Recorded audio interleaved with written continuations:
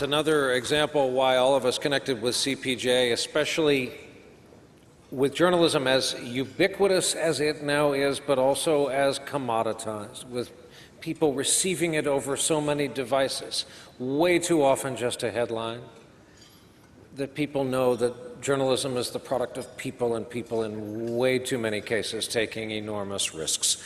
That is the end point, of course, of the gathering tonight and the message we would all like you to take away.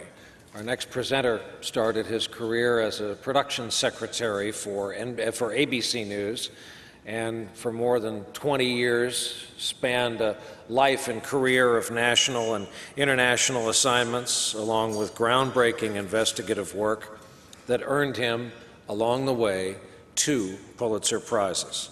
His first for exposing the Srebrenica massacre in Bosnia, his second for coverage of Afghanistan and Pakistan as part of a team of New York Times reporters. He was imprisoned for 10 days by the Bosnian Serbs in 1995, and then held captive, as we all watched, by the Taliban in Pakistan for 7 months in 2008 and 2009. Ladies and gentlemen, join me in welcoming Thomson Reuters foreign affairs columnist David Rohde.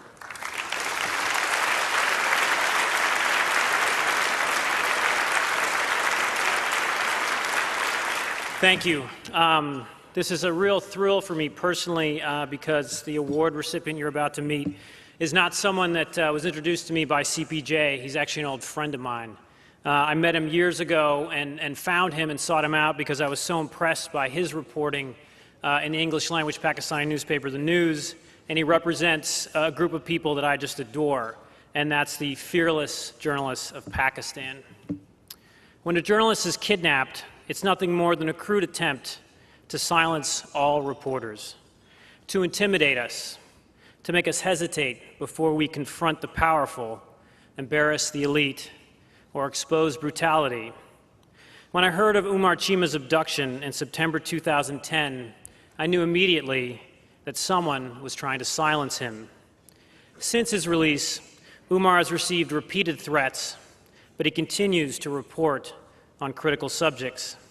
He and other brave Pakistani journalists continue to work despite unprecedented anti-press violence today in Pakistan.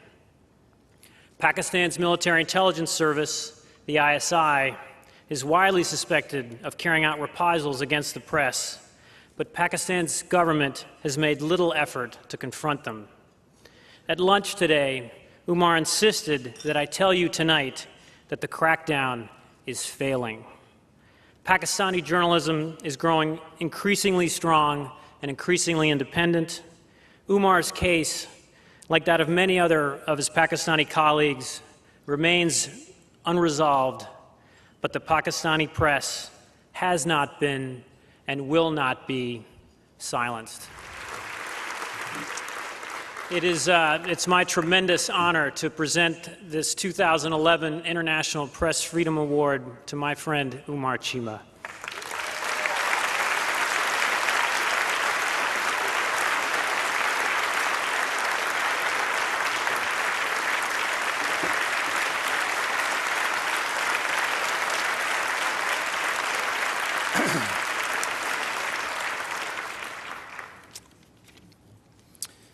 Ladies and gentlemen, this is a great privilege.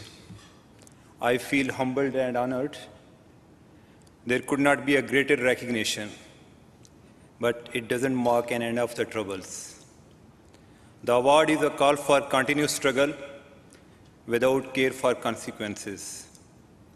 And yes, I am glad about having been bracketed with the distinguished men and women, those who face trial and tribulation defending the freedom of press.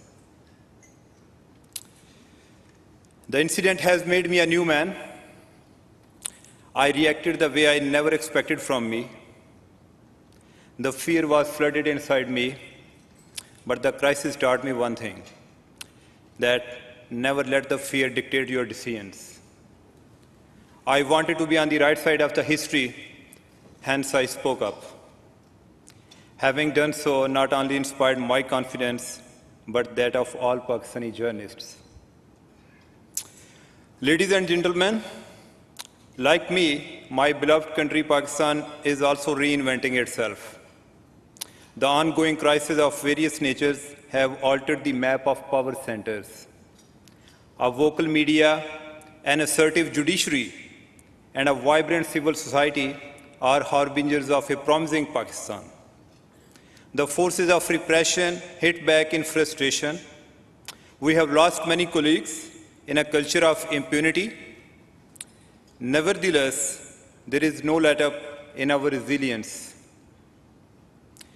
This award is in fact recognition of the bold work Pakistani media is doing. I would like to share this award with all those colleagues killed in the line of duty, especially Salim Shahzad. It would also be my pleasure sharing this honor with my friend Izaz Syed. He was supposed to be here, but he couldn't make it due to visa delay. His house was attacked twice, but he neither submitted to the forces of repression nor left the country. And ladies and gentlemen, I can't finish without thanking my attackers. They helped me in discovering the strength of character that I possessed but didn't realize it before. But my special thanks go to CPJ that first spread my word far and wide and now has bestowed this great honor. Thank you very much.